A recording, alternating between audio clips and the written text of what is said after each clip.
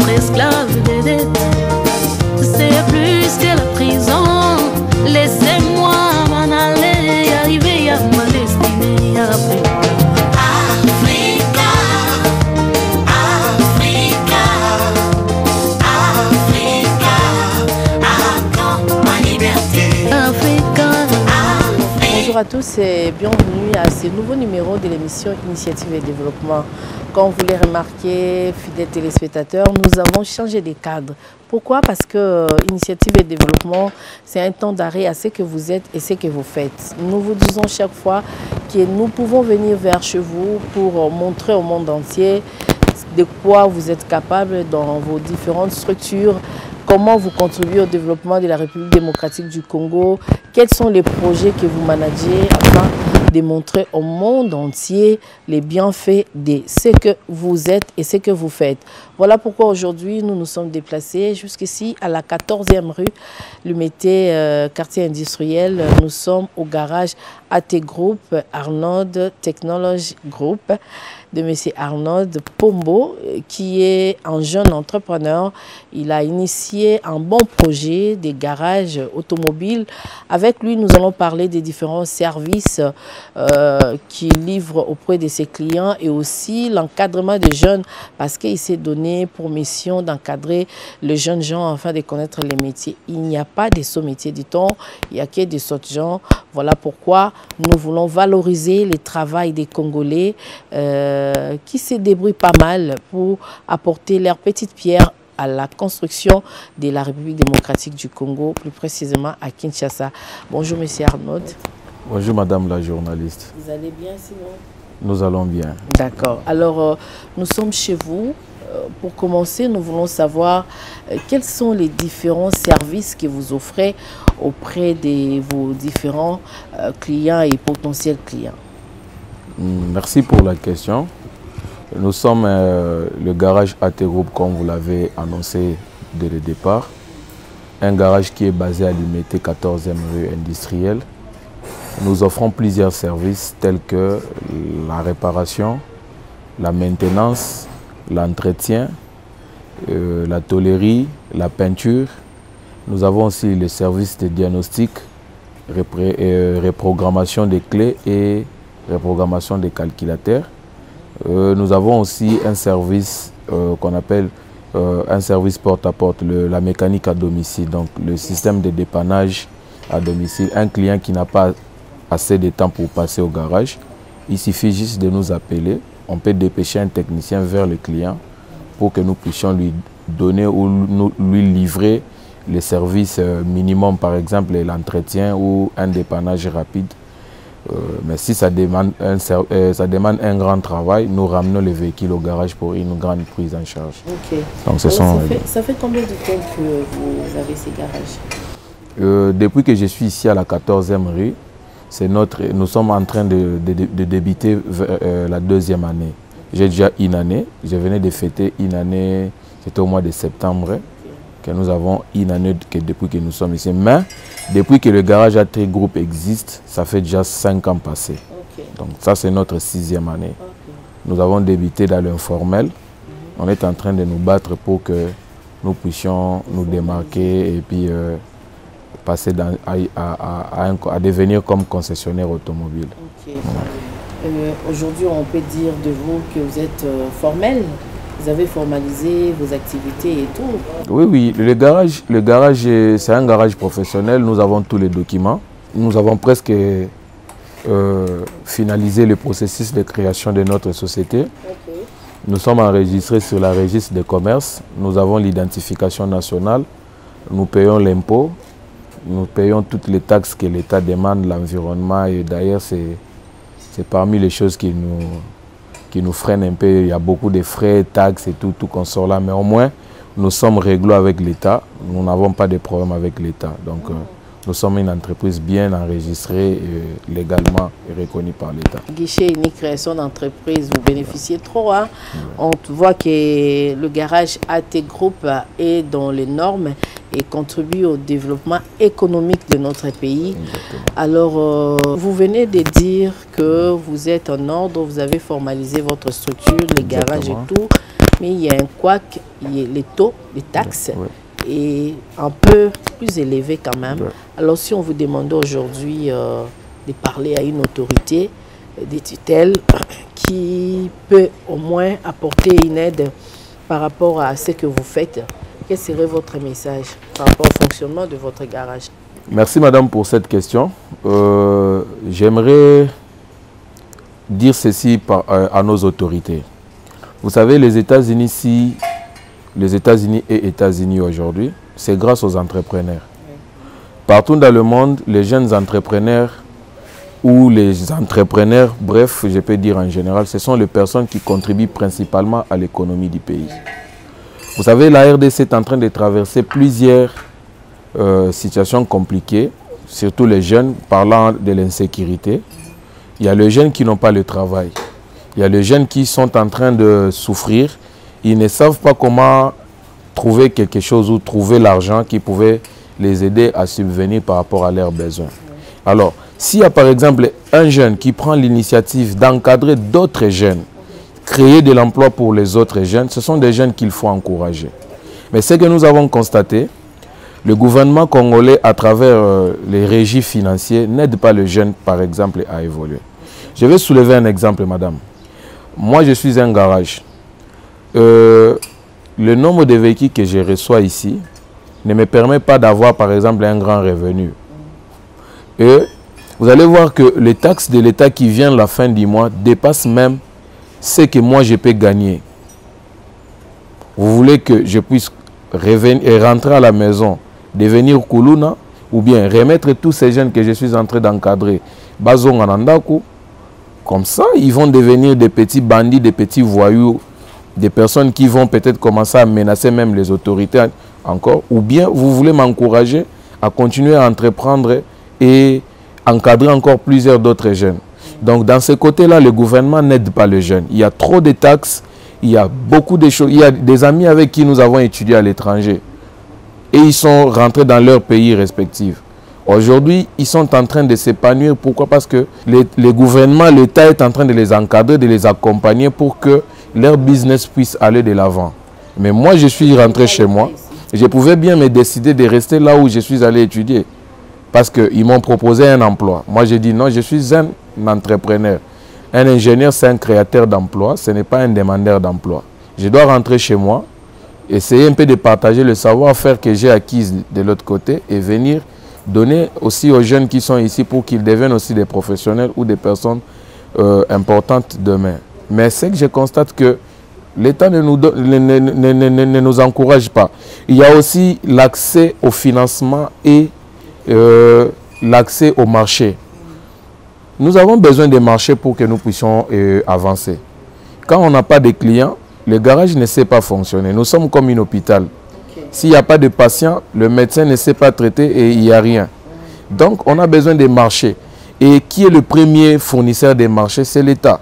Nous voyons qu'il y a des Libanais qui sont en train de gagner de grands contrats au détriment des jeunes Congolais qui sont ici au pays. Nous voyons des Chinois venir et du coup, en un seul clic de temps, il est devenu millionnaire par exemple. Il gagne beaucoup de marchés. Pourquoi? Parce qu'on n'essaye pas de donner aux nationaux la chance de concourir aux différents marchés.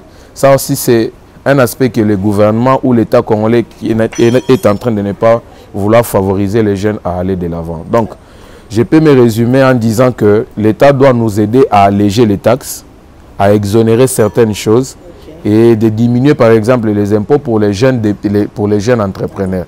De nous donner aussi accès au financement et de nous donner aussi des marchés pour que nous puissions nous subvenir aux besoins que nous avons.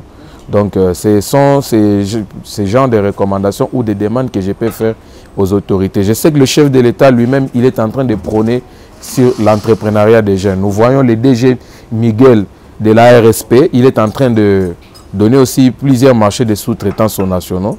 Nous osons croire qu'un jour aussi, il pourrait aussi se pencher sur nous les mécaniciens, sur nous les automobilistes, parce qu'il y a plusieurs charrois où on peut nous livrer. Par exemple, moi, on peut me confier le charroi automobile d'une grande entreprise.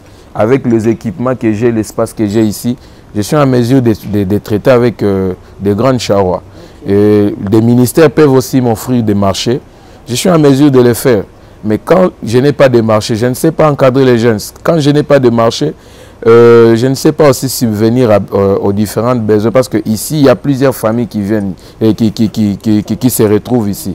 Je n'ai pas seulement les jeunes, il y a des papas qui travaillent ici. Nous avons des mamans, nous avons des grandes personnes qui travaillent ici, où à la fin du mois, ils doivent quand même être payés pour que les familles se retrouvent. Donc, nous demandons vraiment que le gouvernement puisse nous soutenir par rapport aux initiatives que nous avons prises pour que nous puissions aller de l'avant. Alors, ok. J'espère que les autorités qui nous suivent ont compris les soucis majeurs de M. Arnold Gbagbo, l'accompagnement, l'appui, revoir aussi les taxes, les différentes taxes qui sont trop élevées par rapport à leurs revenus. Il faudrait que l'État jette un coup d'œil, vraiment un coup d'œil très regardant par rapport aux entrepreneurs congolais, aux entrepreneurs jeunes qui contribuent au développement de la République démocratique du Congo. C'est vrai, ils peuvent avoir beaucoup de marchés. Nous avons le gouvernement provincial. Et dans le gouvernement provincial, nous avons tous les ministères qui composent le gouvernement provincial. Et avec tout ça, si on lui donnait ne serait-ce que le marché du gouvernement provincial de Kinshasa, il va se relever. Si on lui donnait ne serait-ce que les marchés de l'Assemblée provinciale de Kinshasa, parce qu'il y a 48 députés, vous imaginez. 48 députés revient à dire 48 véhicules officiels.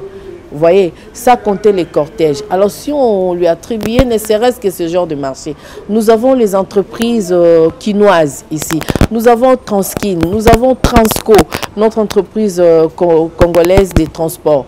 Si on arrivait quand même à lui donner quelques marchés, ne serait-ce même 5 marchés seulement, 5 entreprises de l'État, je crois qu'il va relever les défis parce que, comme vous voyez dans les images, tout est là, il a des bons matériels et il a un bon personnel, il peut faire mieux, il suffit seulement que l'État l'appuie. Alors, Monsieur Arnold, j'aimerais quand même, puisque nous avons parlé de l'accompagnement de l'État et tout, nous savons que ici, à Kinshasa, il y a également les instituts qui forment les jeunes dans la mécanique. Il y a les instituts supérieurs, par exemple UNPP, il y a aussi l'ISTA. Et puis au niveau secondaire, il y a les ITI, Njili, Massina et tout ça. Est-ce que vous arrivez à collaborer avec toutes ces institutions pour former? Parce qu'on peut aussi envoyer les jeunes gens en stage. Parce que nous voyons que c'est un garage moderne, ce n'est pas un ghetto, c'est vraiment un garage moderne. Il vous arrive de collaborer avec ces différentes institutions? Oui, bien sûr, madame. Je vais quand même citer le nom de l'INPP parce que c'est jusque-là la meilleure institution nationale de l'État qui appuie la formation des jeunes. Présentement, je suis déjà à une dizaine ou une quinzaine des étudiants ou des élèves qui viennent de l'INPP que j'essaie un peu d'encadrer ici. Il y a d'autres qui sont restés ici, qui sont devenus mécaniciens chez AT Group. Donc, l'INPP m'envoie des étudiants, ils apprennent la théorie de l'autre côté, et moi, je viens compléter la partie pratique que l'INPP donne. Il y a aussi les élèves qui viennent de l'ITPK. Moi, je suis un élève ancien de l'ITPK. C'est au Bandundu à Kikwit, précisément.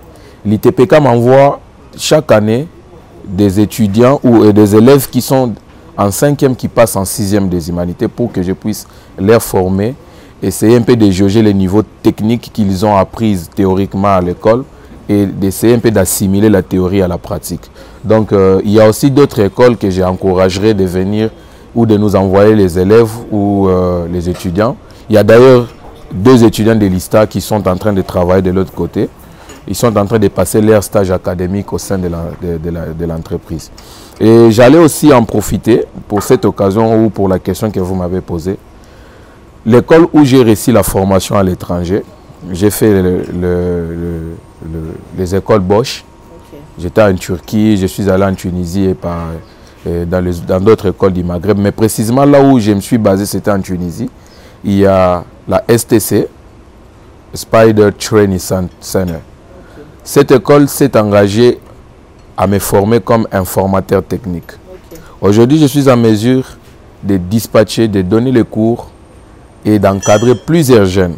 Et nous avons un projet qui est sur table et qu'on est en train d'attendre à ce que le gouvernement puisse nous faciliter comment matérialiser ces projets. C'est un projet où nous devons ériger une grande école technique de formation, donc comme l'INPP. Donc on va former les techniciens BTS et le BTP. Donc sous les normes, dans les normes japonaises et allemandes. Donc il y a l'encadrement sous la licence Bosch, certifié bien sûr. Wow, donc on va commencer à délivrer des diplômes où le Bosch Service Allemagne va commencer à certifier. Donc ce sont des partenaires de formation. Donc on est en train de voir avec la direction de l'école au niveau de la Tunisie. Hier d'ailleurs j'ai eu un entretien personnel avec le directeur Mokhtar Abachi, c'est lui qui est le représentant régional de STC. Il m'a encouragé pour que je puisse essayer un peu de voir comment finaliser avec les documents pour que nous commençons l'implantation de l'école ici au Congo. Donc moi j'ai toujours été soucié de transmettre ce que j'ai reçu. Vous savez, le 21e siècle, on appelle ça siècle des savoirs et de la connaissance. Celui qui détient l'information, détient le pouvoir. Alors, on ne peut pas détenir l'information sans le transmettre aux autres. La Chine est devenue Chine aujourd'hui parce qu'ils ont instauré le système. Si vous connaissez quand même quelque chose, vous devez transmettre la chose que vous connaissez à 10 autres. Et les 10 autres vont transmettre aux 10 autres. Vous allez voir qu'une personne peut transmettre indirectement 100 000, 1 million de personnes la même connaissance qu'il a acquise. Donc c'est ce genre de raisonnement où c'est la façon dont moi je conçois les choses. Je ne peux pas monopoliser la connaissance parce que le jour où je partirai ou le jour où je vais mourir, je vais partir avec ma connaissance. Et je ne vais pas garder cette connaissance pour moi-même. J'aimerais que d'autres jeunes se retrouvent, que d'autres jeunes essayent un peu de travailler dur comme moi pour que nous puissions développer ensemble les Congo. Voilà. Puisque vous avez cité les Chinois, un proverbe chinois dit que si tu me donnes un poisson, je mangerai un jour, alors que si tu m'apprends à pêcher, je n'aurai plus faim. Voilà ce qui se passe au niveau du garage AT Group ici, à la 14e rue du Mété, c'est les savoirs. Nous continuons avec M. Pombo, qui est le responsable numéro 1, le patron de ces bijoux que nous voyons. Alors, on dit souvent qu'il n'y a pas de roses sans épines. C'est vrai que vous faites un bon travail, mais y a-t-il des difficultés que vous rencontrez dans ce travail? Oui, merci pour cette question, madame. J'aimerais soulever un point. Parmi les difficultés que nous arrivons à rencontrer sur l'exercice de notre travail. Vous savez, un Congolais qui travaille chez un Libanais affiche un comportement particulier. Malgré qu'ils ont le même salaire, le même prime, le même situation financière, mais ils arrivent à se comporter de manière différente quand ils travaillent chez les Congolais et quand ils travaillent chez le Libanais. Donc, travailler avec nos compatriotes congolais, c'est déjà une question très compliquée. Vous devez toujours être derrière eux, vous devez toujours suivre derrière. Il ne facilite pas la tâche. Là, c'est la première des choses. Il y a d'autres difficultés. Nous avons des difficultés d'ordre matériel. Et il y a aussi certaines difficultés qui nous arrivent. Des fois, c'est les embouteillages, par exemple. Vous devez vous approvisionner en pièces au niveau de la ville, mais vous rencontrez des embouteillages terribles. Ça ne vous facilite pas la tâche. Un travail qui devait se faire normalement dans 1 heure, parce qu'il n'y a pas la pièce, vous le faites pendant 2 heures, 3 heures, ou voire même 4 heures du temps. Pourquoi? Le fournisseur, il est bloqué dans les embouteillages. Il y a aussi la rareté des pièces de rechange sur le marché.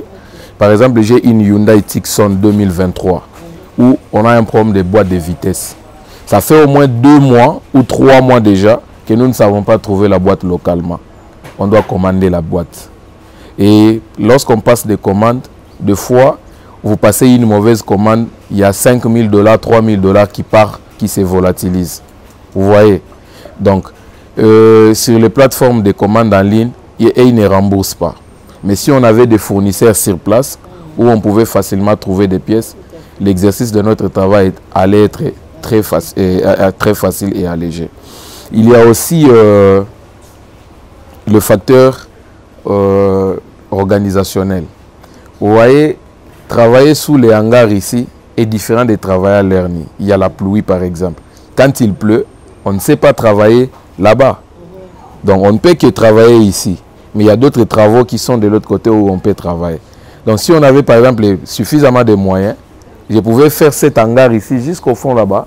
Et on sait travailler sous l'abri. Et maintenant là par exemple il fait très chaud. Je ne peux pas exposer mes techniciens sous le soleil.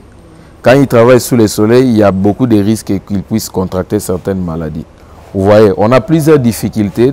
Il y a des difficultés d'ordre financier aussi, où un technicien mal rémunéré, vous savez, il ne sait pas produire aussi un bon travail. Donc, avec ce que nous gagnons,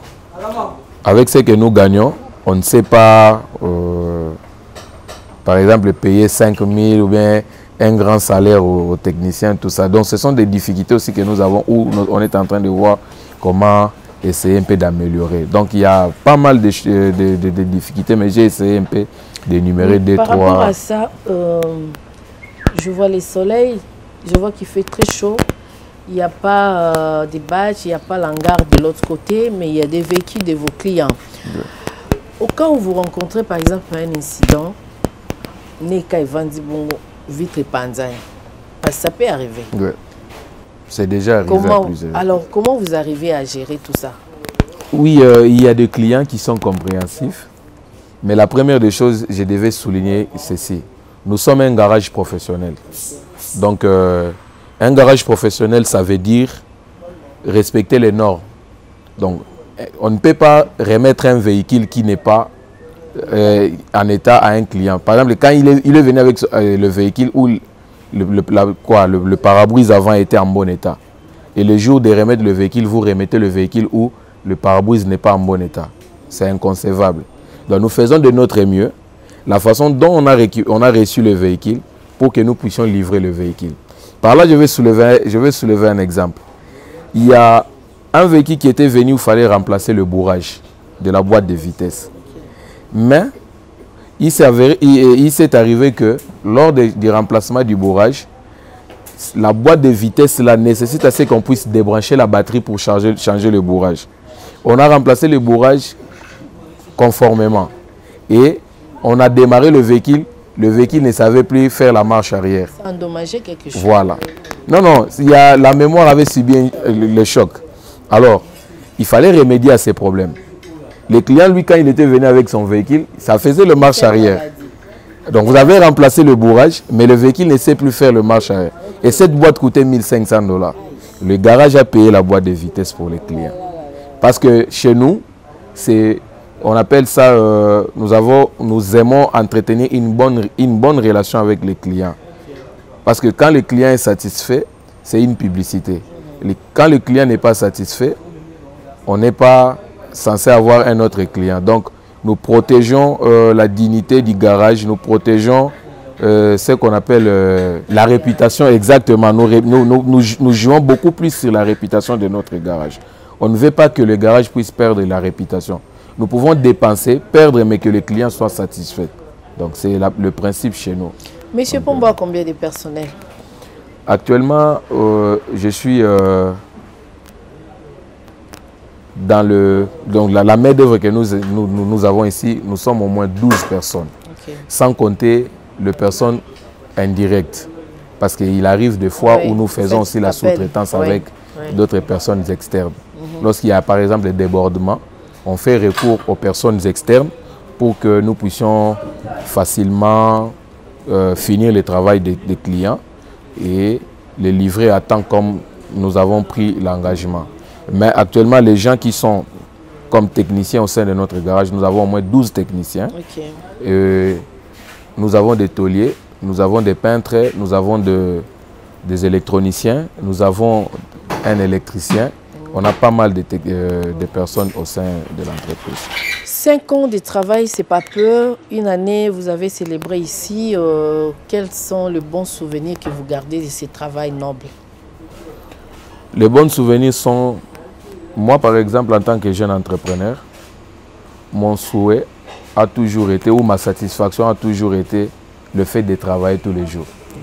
Moi, plus j'exerce, ça me rend au fait très fier. Et quand je donne des solutions aux gens, c'est la satisfaction pour moi. Je ne peux pas avoir des biens matériels acquis par rapport à l'exercice de mon travail, mais la première des jouissances que j'ai, c'est le fait d'être au service des autres. Des souvenirs, quand vous rendez un bon service, il y en a toujours. La première des choses, j'ai créé pas mal de relations. Je parle avec des grands cadres de ces pays, de conseillers, de grandes personnes. Pourquoi? Parce que je suis une personne qui est au service des autres. C'est pour moi déjà une grande satisfaction. Je ne cherche pas à devenir millionnaire au moment où je n'arrive pas à donner des solutions à des petits problèmes de la société. Car vous savez très bien qu'entreprendre veut dire donner des solutions aux problèmes trouvés de la société. Pour moi déjà, le fait de comprendre que les Quinois ou mes clients ont des problèmes techniques et que je suis en mesure de les donner des solutions par rapport à leurs problèmes, c'est déjà une satisfaction pour moi. Donc, nous approchons vers la fin de notre émission.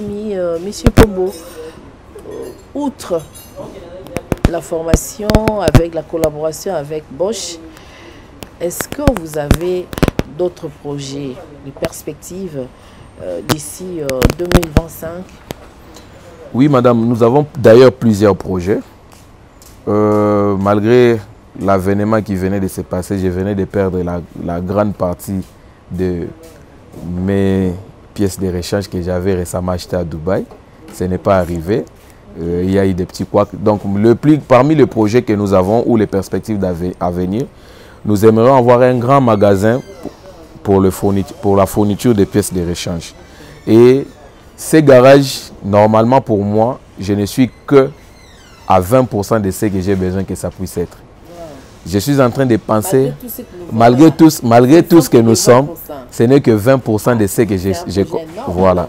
Dans les jours à venir, j'aimerais devenir un grand concessionnaire automobile, voire même représentant d'une grande marque. Par exemple, représentant de la marque Toyota, représentant de la marque Nissan, représentant d'une marque internationale que je vais devoir devenir.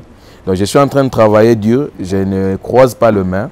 J'aimerais avoir un grand garage ou une grande concession automobile qui va me permettre de vendre le véhicule, de faire la prise en charge des véhicules, de réparer le véhicule, d'acheter le véhicule, donc devenir un multinational dans le domaine de l'automobile. Donc, depuis que j'étais tout petit, je me disais déjà je serais millionnaire. Donc, ces rêves-là ne m'ont jamais quitté en tête. Et je me suis dit aussi, je ne vais pas faire la vente, il y a bilo, on a coin ou quoi que ce soit. Je deviendrai millionnaire dans le métier que je suis en train d'exercer, qui est le métier de mécanicien. Vous aimez beaucoup ces métiers, la façon dont vous parlez avec passion, vous aimez ce que vous faites.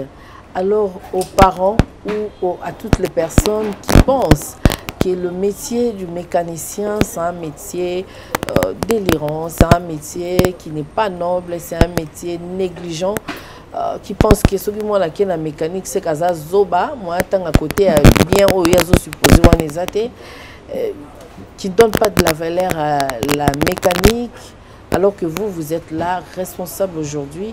Un message à toutes ces personnes qui pensent que sont autre chose que mécanique. Mieux vaut l'autre là que ça. Madame, moi, c'est comme je disais hier, moi je suis une personne qui a eu à exercer d'abord la mécanique à la rue. Vous voyez, avant que je devienne professionnel, j'ai eu à travailler aussi sous les arbres comme les autres. Tout à fait. Mais malgré que j'ai travaillé sous les arbres, ne faisait pas de moi une personne ratée ou bien une personne qui n'a pas de valeur ou d'importance dans la société. Vous savez, la mécanique, c'est un métier très noble. Dans la mécanique, il y a des cursus, il y a des circuits salles, il y a des options très variées. Actuellement, une personne qui est censée exercer le métier de la mécanique, c'est une personne douée, intelligente. Parce que par exemple, pour faire la reprogrammation des calculateurs, vous devez maîtriser l'outil informatique, vous devez maîtriser les ordinateurs, vous devez maîtriser l'électronique et tout ça, ça demande de l'intelligence. Ceux qui disent que moi, elle était mécanique. Non, il y a mécanique et mécanique. La mécanique au bas ça na coin wana ya robeta libende bon wana mécanique sauté. La mécanique est en train d'évoluer. Ça demande à ce que les gens puissent être par exemple formés, doués. Par exemple la Hammer qui est là-dessus. Pour réparer ces véhicules, vous devez avoir suffisamment de logiciels et de matériel. Quand vous n'avez pas de matériel, vous ne savez rien faire. La Mercedes qui est derrière moi ici, pour la réparer, il faut avoir des logiciels spécifiques pour la Mercedes. Donc, moto atangi teto moto aza mael été, aogo sa biloko anate. Maintenant, ceux qui moi aza mael été, yo le biga été bon comme moi aza mael été, natinda ge sa mekani même aye awa, ata sali bamboule belé à maîtriser le côté. Donc, pour faire la mécanique déjà, ça demande que la personne soit sage, parce qu'il y a plusieurs façons de transmission de la matière. Ce n'est pas seulement sur les bancs de l'école où on peut transmettre la matière. Mais pour acquérir la matière, déjà, il faut avoir maëlle. Donc, ne prenez pas un raté de la société, un qui zaigne et vous les ramenez ici pour venir apprendre la mécanique. Est-ce qu'il y a moyen de la mécanique à Nanzela, à la mécanique, il y a solo, lobby tout le monde peut monter. Oui, mais moi j'ai eu à recevoir des gens. Il y a peut-être le petit Salomon, celui-là. Il est venu ici, à Outi, na Mikono, na Katikuna. Mais il a cette passion d'apprendre. Et j'ai compris qu'il a la volonté d'apprendre, je dois l'encadrer. Le Salomon a aussi la machine industrielle, le mécanicien belé na venu ba habiter. Il sait utiliser le pont élévateur, il sait utiliser les crics pneumatiques. Il sait utiliser les élévateurs, il sait utiliser plusieurs matériels professionnels ici. Donc avec le temps, je suis en train de voir à maîtriser et sachez qu'après 2 ans ou après une année ou je ne sais pas moi, un laps de temps, il sera un mécanicien professionnel plus que les gens qui sont en train d'évoluer dans la cité. Voilà. Donc il y a une possibilité de prendre une personne dans la rue, l'encadrer et faire de lui une personne professionnelle. Nous sommes arrivés à la fin, Monsieur Arnaud Pombo. Nous vous avons reçu dans l'initiative de développement. Qu'est-ce que nous pouvons retenir de vous en un mot et qu'est-ce que vous direz à toutes les personnes qui ont eu l'occasion de vous suivre et qui vous suivront justement même dans le YouTube et aussi en ligne? Quel message donnerez-vous à toutes ces personnes qui peuvent être aussi vos clients ou encore vos partenaires techniques et financiers qui vous suivent à ces moments? Je vais m'adresser à 3 catégories de personnes. La première catégorie, c'est les jeunes qui sont jeunes comme moi. Vous devez savoir que, à part nous-mêmes, il n'y a personne d'autre qui est capable de nous aider. Nous devons prendre la relève dès aujourd'hui. Lançons-nous dans le domaine de l'entrepreneuriat. Ne restons pas à attendre que l'État puisse nous donner le travail. Nous pouvons commencer quelque part et aller de loin. Comme il y a un adage qui dit « vaut mettre quelque part au lieu d'être nulle part ». Vous savez qu'en travaillant, on se donne une indépendance financière. Et je les encouragerai d'affronter les métiers et surtout de faire le boulot des mains, qui est la mécanique, l'électricité, le froid, donc tout ce qui est corps des métiers. N'attendez pas à avoir un bureau climatisé. Mettez-vous au travail dès aujourd'hui pour que nous puissions développer le Congo. La deuxième catégorie, ce sont les personnes qui peuvent nous donner la chance. Nous sommes un garage professionnel. On a besoin des marchés, on a besoin de vos véhicules pour que nous puissions les réparer. En nous faisant confiance, c'est contribuer au développement de plusieurs jeunes qui sont en train de travailler au sein d'AT Group. Donc, on a besoin de votre véhicule pour que vous puissiez aussi contribuer à l'épanouissement de notre garage et de notre société. Et la dernière catégorie de personnes, c'est l'État. Je demanderai à l'État de nous donner un coup de pouce, de nous accompagner, d'alléger certaines taxes et impôts pour que nous puissions aussi prendre notre contribution et contribuer au développement de la RDC qui est notre très cher pays. Donc, les jeunes sont en train de se démarquer, les jeunes sont en train de chercher comment sortir et j'aimerais que l'État puisse nous encourager, nous accompagner.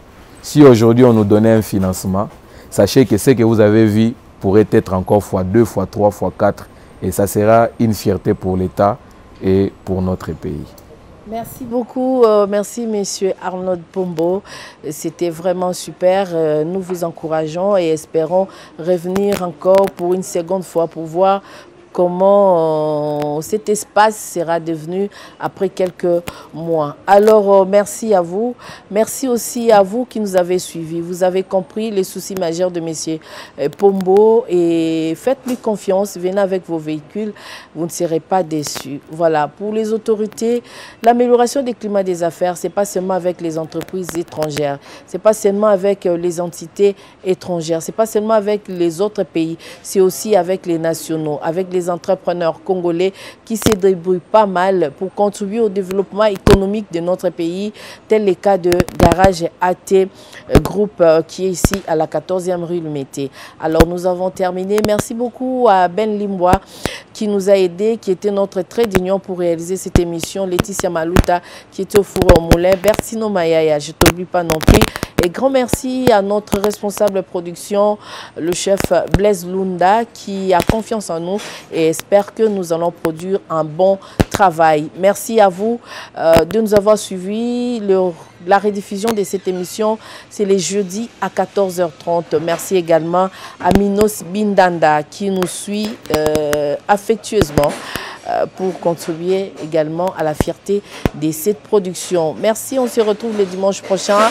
Nous viendrons chez vous. N'hésitez pas à nous appeler au 09 91 12 60 60 pour entrer en contact avec nous. Initiative et développement, c'est votre émission des références. Initiative et développement, c'est l'être et l'avoir. C'est un temps d'arrêt à ce que vous êtes et ce que vous faites. Ne vous cachez pas. Nous sommes là pour dresser vos portraits, les portraits de vos différentes entreprises sans rancune et bien les bons côtés dans la difficulté et si vous pouvez entrer en contact avec monsieur Arnold Pombo, c'est aussi facile, vous pouvez l'appeler au 082 37 77 745. Je répète, 082 37 77 785. Vous entrerez directement en contact avec monsieur Arnold Pombo. Ce Pombo, c'est le numéro au numéro initiative et développement 09 91 12 60 60 au Lexo Malamoko sans microbes.